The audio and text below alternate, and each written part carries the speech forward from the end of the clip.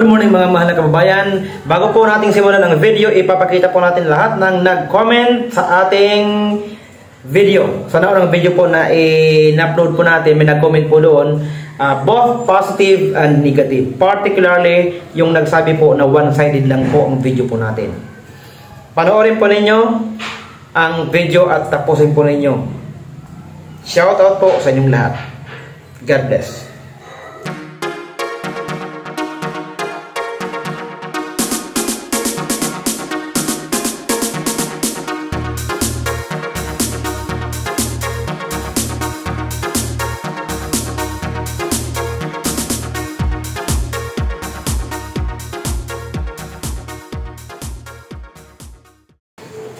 Sa inyo mga mahal na kababayan, isang mabiyayang araw po sa inyo. Ginawa ko po ang video pong ito para po doon sa marami po kasi ang nag-comment na one-sided lang daw po yung video ko.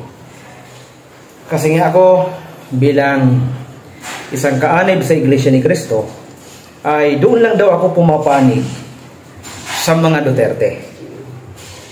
Ngayon lang po, sa ngayon po nais ko lang po sanang liwanagin na wala po kaming pinapanigan.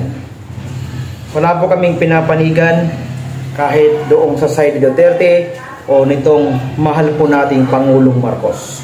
Wala po kaming pinapanigan. Ang nais lang po naming ipaalam po sa inyo at ipabatid na sana ay sa halip na ang paglaanan nila ng panahon ay yung kaguluhan na nangyayari, sana ang bigyan nila po ng atensyon yung paglutas sa suliranin ng bansa. Kasi yung kaguluhan wala pong maitutulong o maiaambag sa suliranin ng bansa po natin. Mas lalong lalala kapag yan po ay binigyan ng atensyon.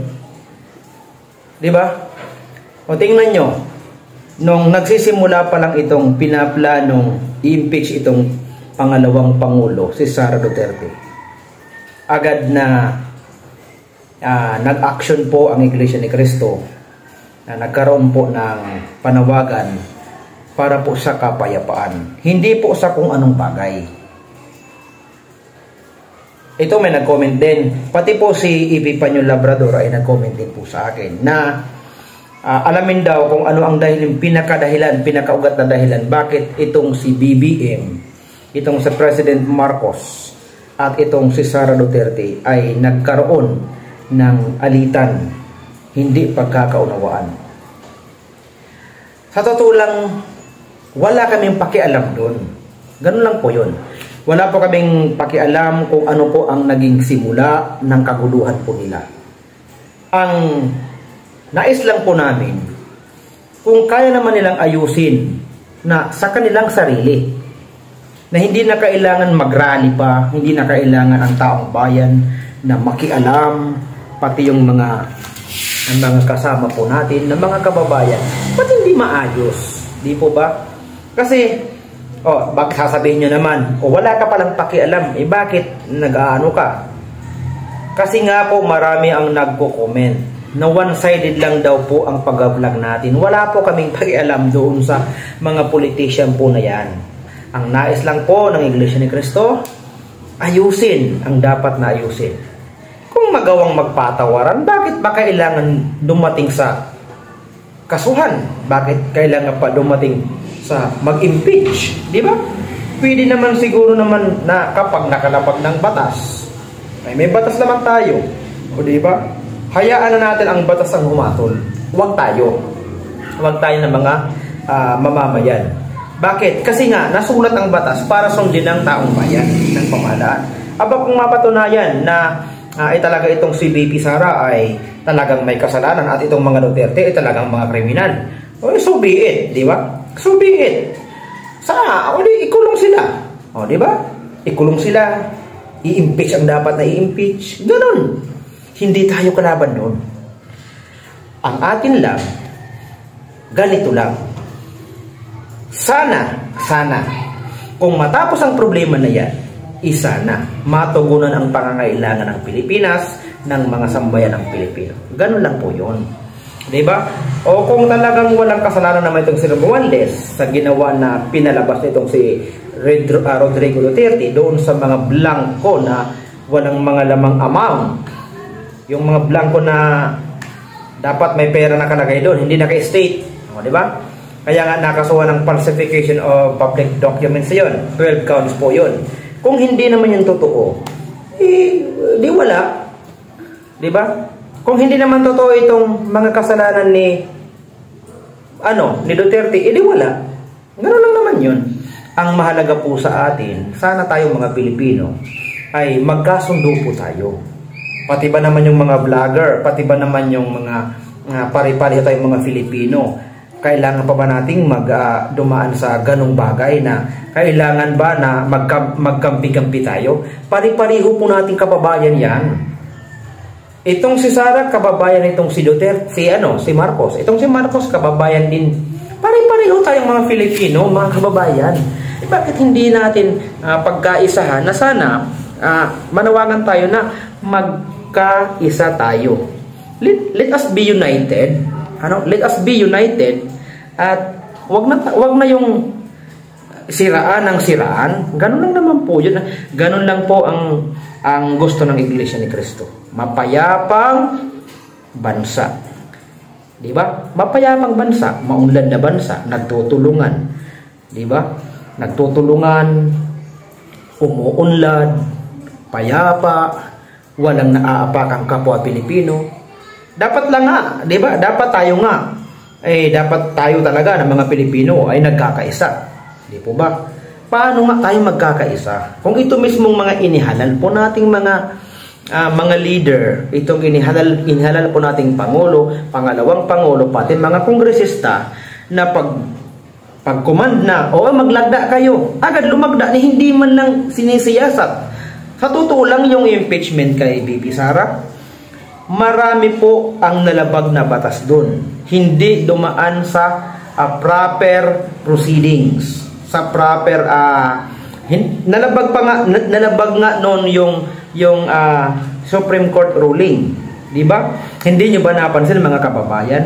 Ilang beses lang dapat na i-impeach itong si Sara, di ba? Once lang dapat sa isang taon. Pero ano ang nangyari? Bakit nakagawa sila ng 4 na impeachment? May something, di po ba? Tapos pinawalang bisa yung 3. Ni hindi nga ito na-audit, na-suri, na-verify. Dapat itong 3, bago sana itong pangalawa, binirify muna yung una, yung pangalawa at yung pangatlo bago sila nag-jump sa pang-4. Bakit nawala yung 3, hindi pinansin dito na sa 4th impeachment at 2 araw, lahat ng, ilan yung 215 or 14 namang congressmen, congresswomen sa buong Pilipinas nakalagda doon. Diba? Very impossible yun. So, medyo may, kahit ang mga mamamayan po natin, mga kababayan po natin, medyo may pagdududa po doon. Medyo may something fishy na nangyayari. Basta may kakaiba nangyayari. Tapos yung mga blank na pinakita ni Duterte, di ba? May something yun. Bakit mga blanco yun? Tapos nung ibinalita, ipinakita, di ba? Nag-defend din itong si Pangulong Marcos na wala namang mga blanco doon. Pero makita natin, may pinakita, mayroong mga blanco. Ang ibig sabihin, mag-iimbento lang itong isa para sirain ang isa. Mali naman yun kung ganun. Hindi naman pwedeng gawin nyo ng former president na sirain ang present president, yung present kayo na Pangulo. Bakit? Siyempre, tinatingala natin yun, ginagalang natin yun. Pinagkaisahan ng taong bayan para maging Pangulo. Bakit? Kasi tayong mga kababayan, mga mahal na kababayan, tayong ang mga Pilipino naniniwala sa kakayahan po at kapasidad ng ating Pangulo. Kaya nga po siya natin inihalal. Sa totoo lang, ang Iglesia ni Cristo inihalal po ang President Marcos. Pati itong si Sara. Unit team kasi sila dati. At ang paniniwala po talaga, kahit ako, personal, diba? Parang nabudol din. Bakit parang nabudol? Kasi tuwang-tuwa nga ako nang manalo itong si Marcos at saka si Sara. Sabi ko, the best tandem ito. The best tandem. Sabi ko, sana ang Pilipinas ay masolusyonan na ang lahat ng mga problema. Partikular na yung mga walang trabaho, mabigyan. Partikular na yung mga mahihirap, malingap, mabigyan ng mga trabaho. Tapos yung processing ng pag-apply ng trabaho, sama mapadali. Di ba mapadali? Oh. Pero anong nangyari? At itong mga bilihin, mapagaan, mapababa ang presyo. Hindi tumataas ng pataas na can't afford na yung mga kababayan po natin ng mga walang permanenteng trabaho. Di po ba? Pero anong nangyari? Parang nabudol tayo. Nabudol. Kasi parang wala rin. Parang ganun pa rin at lalong lumala. Kaya hindi po talaga maiiwasan sa mga kababayan po natin ng mga vlogger na iba na talaga mahalata po sa kanila na may kinakampihan talaga sila. May pagkakabahabahagi na po. O itong ibang mga vloggers ang side kay Duterte. Itong isang mga vlogger naman, ang mga vloggers naman ang isa ay side naman kay Marcos. Kasi pari-pariho tayong mga Filipino. We are waiting for the development and for the progression of our country. Hindi ang hinihintay natin yung pag-unlad, 'di ba? Kasi ang iniisip po natin, tayong mga magulang, siyempre may mga anak na tayo. Ang iniisip natin, the next generation, hindi po ngayon, 'di po ba? Kasi anong mangyayari sa mga anak at mga anak natin, mga kaapu-apuhan natin kung ganun po, 'di ba? Kaya nga nang magrally ang Iglesia ni Cristo, doon ko naramdaman na ito talaga ang may pakialam. Bakit? Bakit nakialam? Nakialam sila. Actually, hindi nakialam sa pamamalakad ng gobyerno. Hindi po ganun ha. Hindi po ganun. Kundi, isinigaw ng iglesia kung ano ang dapat na inaasikaso unang binibigyan ng atensyon. At yun ang paglutas sa mga suliranin ng mga taong bayan ng mga Pilipino. Hindi yung impeachment, kasuhan dito, kasuhan doon. Wala pa talagang maitutulong po yan, mga mahal na kababayan. Walang maitutulong yan. O sabihin natin, nakalabag itong si Sara, hindi kulong. Di po ba? Ganun lang. O, ika nga, pag hindi pa napatunayan, ano po, di ba may kasabihan tayo na, may tinatawag tayo na due process of law. Alinsunod dapat yun sa batas. Yung impeachment dapat sana nakabase sa tamang proseso ng batas. Para walang umalma. Ganun lang naman po yun. Pero hindi ko naman sinasabi na kampi ako nito kay Sara. No. Kay Duterte, no. Hindi. Kampi ako kay Bongbong Marcos. No, hindi. Wala tayong pinapanigan, mga kababayan. Wala. Kung ano man ang pinag-awayan nila, isolusyonan nila. Kasi sila lang ang nakakaalam kung bakit sila nagkaganon.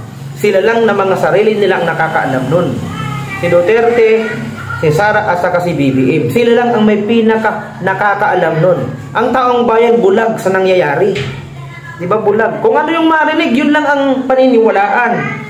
O ito ang kumakalat na balita, yun ang paniniwalaan. Ito naman ang kumakalat sa kabila, yun ang paniniwalaan. Hanggang sa dumami na at nagkaroon na ng kanya-kanyang paliwanag at nang hindi na talaga malaman kung anong pinakadahilan. Ganun po yun. Shoutout po sa lahat ng nag-comment. Ipapakita ko po sa inyo ang lahat po na nag-comment na bagaman po ang iba ay sinasabihan po tayo na one-sided lang. Sisirain ko po yung sinabi po ninyo. Hindi po ako one-sided. Wala po akong pinapanigan. Nagva-vlog lang po tayo. At sa pamamagitan ng pagva-vlog ay nalalaman po natin mga nag-comment, ang mga hinaing din ang nag-comment. Shout out po sa nag-comment. Maraming salamat po sa inyo, mga kababayan. Kahit ganun, nakakatulong po yung sa atin para mas lalong mabuksan po ang damdamin po natin, ang isip po natin, para mas lalong maging open po tayo. Ganun po yun. Wag po nating wag tayong mag-away-away dahil sa ganun. Hindi dapat nag-away-away ang mga Pilipino. Di po ba? Na isang bansa, dapat isang lahi lang tayo.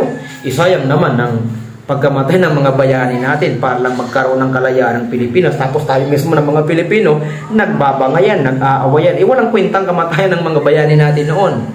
Di po ba? So, shoutout po sa lahat ng nag-comment, mapa-negative man at saka positive. Maraming salamat po sa inyo. Pero ito pong sasabihin ko, wala po kaming pinapanigan. Ang Iglesia ni Cristo po, wala pong pinapanigan. Araw ng halalan, ibinoto po ng iglesia si Marcos at saka si Sara. Wala pong kinakampihan ng iglesia. Ang nais ng iglesia, ayusin ang gulo, ayusin ang iringan, bigyan ng solusyon ang kasalukuyang problema ng Pilipinas. Napakahirap na nga ng buhay ngayon, mga mahal na kababayan, tapos nakaaway-away pa tayo. Why not mag-usap sila, magkaharap sila, di ba? Ito lang naman ang suggestion ko. Ba't hindi sila magkaharap-harap? Itong mga running for senators sa midterm election at itong side naman na magkaharap-harap sila, mag-usap sila kasama ng Pangulo at ang pangalawang Pangulo. Mag-usap-usap sila, magharapan sila, magpatawaran sila, mismo sila maging open sa isa't isa. Tapos, kung sino man yung manalo sa susunod midterm election, igagalang ng isang grupo. Kung ito manalo, igagalang nito. Kung ito naman manalo, igagalang din ito. Suportahan na lang kung sino yung matalo, suportahan na lang yung nanalo para sa ikabubuti ng bayan natin. Ganun lang. Maging sports lang po tayo. Ganun lang po. Maging sports lang tayo. Kasi ang huling hahatol, taong bayan naman eh. Diba? Ang huling hahatol, taong bayan. So hanggang dyan na lang po muna mga mahal na kababayan. Maraming salamat po sa nagkomento.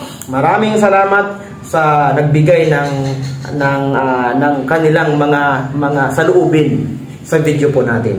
Hindi po tayo one-sided. Shout out po sa lahat po ng Iglesia ni Cristo, maging po sa lahat po ng kaibayo po namin sa pananampalataya. Maging ano man po ang relihiyon po ninyo, Muslim, Protestante, Jehovah Witness, Sabadista, KOJC, ano pa bang mga relihiyon sa Pilipinas? Lahat po ng relihiyon.